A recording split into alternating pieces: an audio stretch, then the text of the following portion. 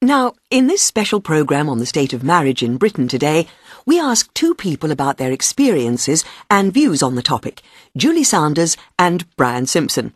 Now, you're both married, not to each other, I hasten to add, so perhaps I should start by asking you both why, given that in this country over 1 in 3 marriages end in divorce.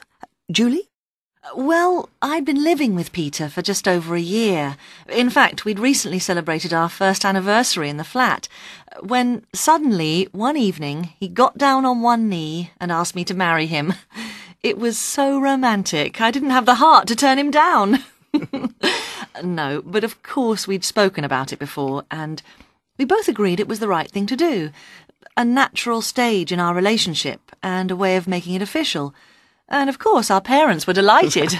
Was it a church wedding? Oh yes, the whole works. I'd always dreamed of having a wedding dress and walking down the aisle. We had nearly 300 guests. It was all very lavish. Peter didn't share my enthusiasm at first, particularly when he thought of the cost of it all. But as the big day got nearer, he worried less about the money and more about making sure it'd be the best day of our lives. And you, Brian, you've done it twice, haven't you? Did you know that you are twice as likely to get divorced if you and your partner have done so already? It doesn't sound too good, does it? But anyway, Chrissy, my current wife, and I got married more for the tax advantages than any need to make a public statement or keep our parents happy. At the time, there were a whole load of benefits and allowances for married couples which we wouldn't have had access to if we just lived together, so it was just a quick registry office job for us, much cheaper and less fuss. What about love?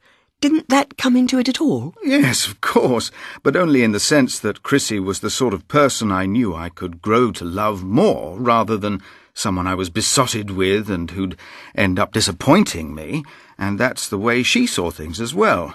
There wasn't a great deal of passion in our romance, but we do have a good marriage based on mutual respect, and we still enjoy each other's company. Oh, that's good to hear.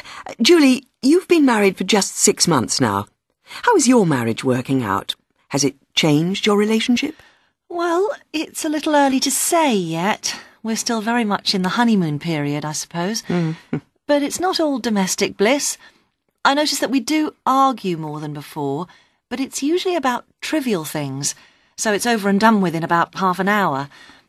So far, we haven't had any fights over major issues. We haven't been throwing plates at each other or anything like that. Have you ever reached that stage in your marriage, Brian? Well, I haven't, but I'm not sure how close Chrissy's come to it.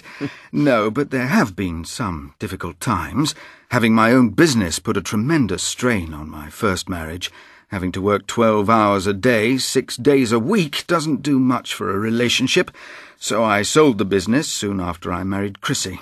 Now, our major issue, as Julie describes it, has been the children.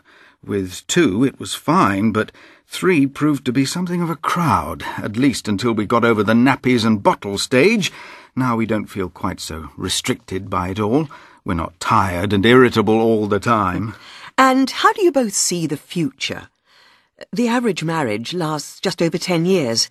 Will you both last that long? Well, I sincerely hope so. We've just taken out a 25-year mortgage. Right. No, I do feel very positive about the future.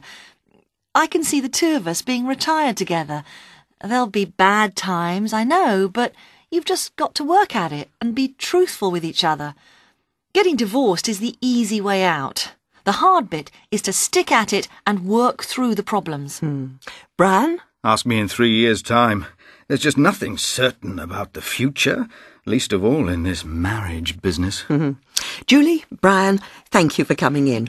After the break, we'll hear from marriage guidance counsellor Margie Freeburn, who will be giving us her...